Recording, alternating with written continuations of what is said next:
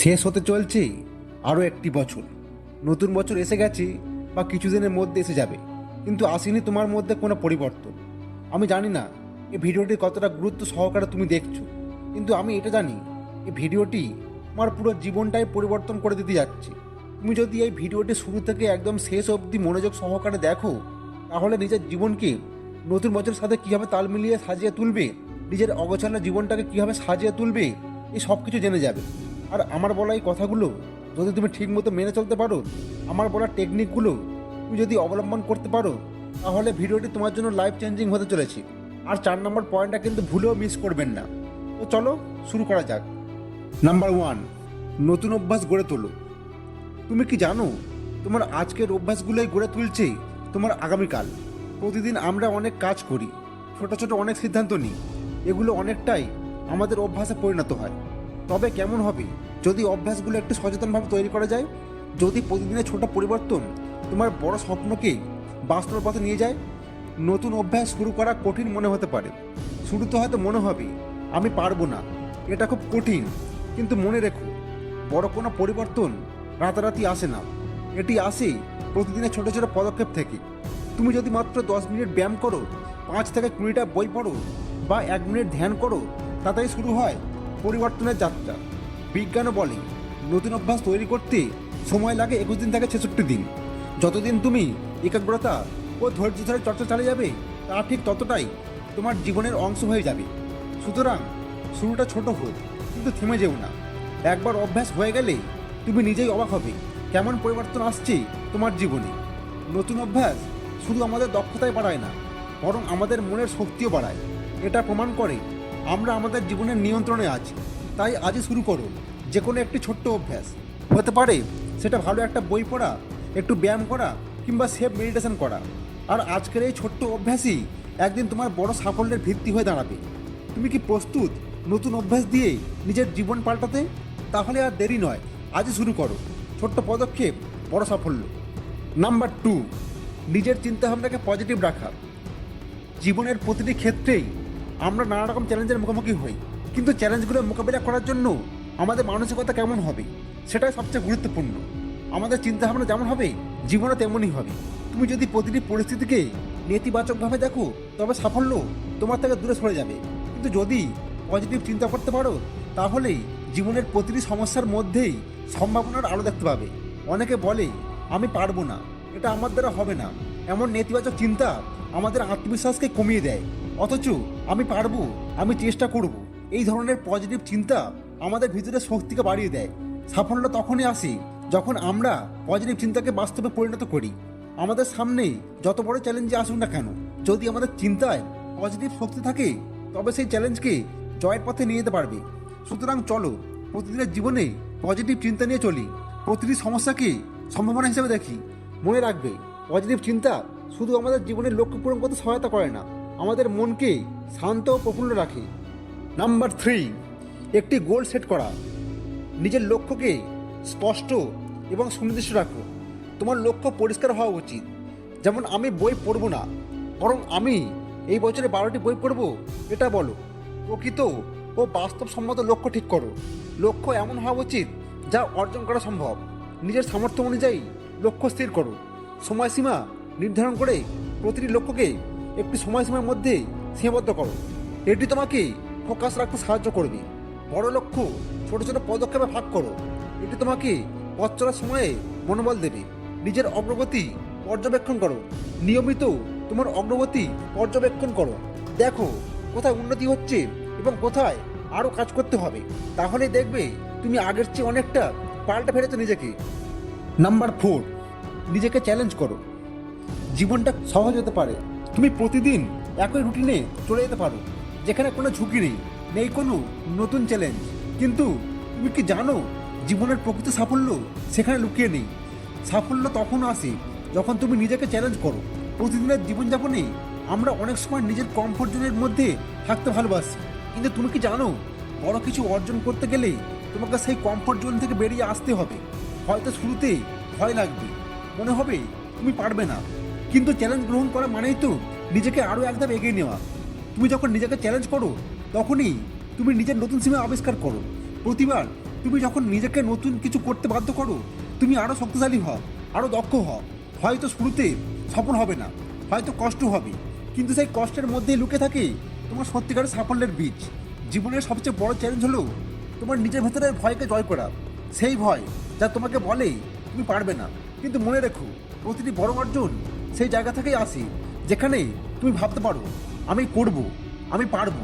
তুমি যদি জীবনের প্রতিটি দিনে নিজেকে একটু করে চ্যালেঞ্জ করো, তুমি নিজে অবাক হয়ে যাবে কেমন পরিবর্তন আসছে। প্রতিদিন ছোট্ট একটি চ্যালেঞ্জ, একটু বেশি চেষ্টা, একটু বেশি ধৈর্য, আর সেই চ্যালেঞ্জের মাধ্যমেই তোমার স্বপ্ন একদিন বাস্তবে রূপ নেবে। তুমি কি নিজেকে চ্যালেঞ্জ করার জন্য প্রস্তুত? তোমার সীমাবদ্ধতাগুলো ভাঙার সময় এসেছে। ভয়কে পেছনে ফেলে সামনে এগিয়ে যাও। জীবনের প্রতিটি মুহূর্তে নিজেকে নতুনভাবে পরীক্ষা করো। তুমি পারবে যদি তুমি বিশ্বাস করো। আজ থেকে শুরু করো, নিজেকে চ্যালেঞ্জ করো, কারণ তুমি যা করতে সক্ষম তার কোনো সীমা নেই। তুমি কি প্রস্তুত? আজ থেকেই নিজেকে চ্যালেঞ্জ করতে শুরু করো এবং দেখো তুমি কেমন বদলে যাচ্ছ। সাহসী হও, সীমাবদ্ধতা ভাঙো এবং এগিয়ে যাও। নাম্বার 5, প্রপার টাইম মেনটেন করা। নতুন বছরে নতুন করে নিজের জীবনকে সাজিয়ে তুলতে, নিজের জীবনকে একটি ডিসিপ্লিনের মধ্যে নিয়ে আসতে হলে তোমাকে প্রথমে যেটি করতে হবে সেটি হলো টাইম ম্যানেজমেন্ট। কারণ সময় হলো সবচেয়ে মূল্যবান জিনিস, আর তোমার জীবন কেমন হবে সেটি নির্ভর করছে যে তুমি তোমার সময়কে কিভাবে ব্যবহার করছো। যদি তুমি বিগত বছরগুলোর মতোই হেসে খেলে অলসতার সাথে মূল্যবান সময়কে নষ্ট করতে থাকো, তাহলে এই ভিডিওটি দেখার কোনো মানেই হয় না। আর যদি তুমি নিজের কাছে প্রতিজ্ঞা করতে পারো যে এই বছরটার এক একটা সেকেন্ডও তুমি কাজে লাগাবে, তাহলে এই ভিডিওটি শেষ অবধি দেখো। সময়কে যদি তুমি সঠিকভাবে ইউজ করতে শিখে যাও, তাহলে লাইফে তুমি এতটা সফল হবে যা তোমার কল্পনাতেও হয়তো কোনোদিন আসেনি। প্রতিদিন তোমাকে খুব ভোরে ঘুম থেকে উঠতে হবে। ম্যাক্সিমাম 6 ঘন্টা ঘুমাতে পারবে তুমি, তার চেয়ে 1 সেকেন্ডও বেশি না। কারণ ঘুমিয়ে ঘুমিয়ে অনেক সময় পার করেছো। জীবনের এতগুলো বছর তুমি ঘুমে ঘুমিয়ে নষ্ট করে দিয়েছো। তাই ঘুমকে না বলে সাফল্যের জন্য নিজের ঘুমকে হারাম করে দাও। নাম্বার 6, নিজের সাফল্য সেলিব্রেট করতে শেখো। অনেক সময় আমরা সাফল্যকে তুচ্ছ করি, ভাবি এটা তো আমার দায়িত্ব ছিল এবং এখন অনেক কিছু করা বাকি আছে। কিন্তু থেমে যাও, এক মুহূর্ত সময় নিয়ে ভাবো, তুমি যা অর্জন করেছো সেটা কম নয়।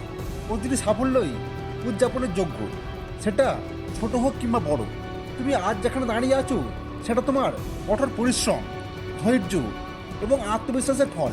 প্রতিদিনের সেই ছোট্ট ছোট্ট প্রচেষ্টা, সেই না ঘুমানো রাতগুলো, সেই অসংখ্য ব্যর্থতা, সব কিছুর পর আজ তুমি সাফল্যের চূড়ায়। এখন সময় এসেছে নিজের প্রতি গর্বিত হওয়ার এবং নিজের সাফল্যকে উদযাপন করার। তুমি যদি নিজের সাফল্য উদযাপন না করো, তাহলে কে করবে? এই উদযাপন তোমার নিজের জন্য, তোমার আত্মবিশ্বাসকে আরও শক্তিশালী করার জন্য। যখন তুমি নিজের সাফল্যকে মূল্যায়ন করো, তখন তুমি আরও বড় স্বপ্ন দেখতে থাকো। নিজের সাফল্য উদযাপন করা কেবল আনন্দ নয়, এটা আমাদের জন্য একটি রিচার্জ। উদযাপনের মাধ্যমেই তুমি নিজেকে পুরস্কৃত করো, নিজের মনকে প্রস্তুত করো পরবর্তী চ্যালেঞ্জের জন্য। তাই নিজেকে কখনোই ছোট করে দেখো না। তোমার প্রতিটি অর্জনই গুরুত্বপূর্ণ, প্রতিটি সাফল্যই বিশেষ। আজ এই মুহূর্তে তুমি সফল, এই মুহূর্ত থেকে উপভোগ করো, গর্ব করো এবং মনে রেখো, প্রতিটি সাফল্যই একটি নতুন যাত্রার সূচনা। আজকের উদযাপন তোমার আগামী দিনের প্রেরণা হয়ে উঠবে। নাম্বার 7, প্রিয়জনদের সাথে সময় কাটাও আর মোবাইল ফোন থেকে দূরে থাকো। জীবনের সবচেয়ে মূল্যবান সম্পদ কি? টাকা, সাফল্য, মোবাইল ফোনের স্ক্রিনে হাজারো নোটিফিকেশান? না, জীবনের সবচেয়ে মূল্যবান সম্পদ হলো সময়। এবং সেই সময় আমরা যাদের ভালোবাসি তাদের সাথে কাটানোই আমাদের জীবনের সবচেয়ে সুন্দর মুহূর্ত তৈরি করে। আমরা সবসময় ব্যস্ত, প্রতিটি মুহূর্তেই ফোন, সোশ্যাল মিডিয়া, মেসেজ বা ইমেল নিয়েই ব্যস্ত থাকি। কিন্তু কখনো ভেবে দেখেছো এসবের মাঝে আসল মানুষগুলো কোথায় হারিয়ে যায়? তারা আমাদের চারপাশে থাকে, কিন্তু আমরা খেয়াল করি না। আমরা যদি শুধু কয়েক মিনিটের জন্য ফোনটাকে নামিয়ে রাখি, তাহলে দেখতে পাবো আমাদের সামনে সত্যিকারের সম্পদ, সত্যিকারের হাসি এবং মন থেকে আসা কথোপকথন। ফোনের স্ক্রিনে যেসব মুহূর্ত আমরা খুঁজে বেড়াই, তা আসলেই আমাদের চারপাশের মানুষদের মধ্যেই লুকিয়ে থাকে। তুমি কখনো ভেবে দেখেছো ফোনটা হাতে নিয়ে স্ক্রল করতে করতে কত মূল্যবান সময় হারিয়ে ফেলছি? সেই সময় যেটা তুমি পরিবারের সাথে গল্প করতে, বন্ধুদের সাথে হাসতে কিংবা প্রাকৃতিক সৌন্দর্য দেখতে পারতে। এসব স্মৃতি কখনোই মোবাইল ফোনে ধরা যায় না। এগুলো কেবল আমাদের হৃদয়ে জায়গা করে নেয়।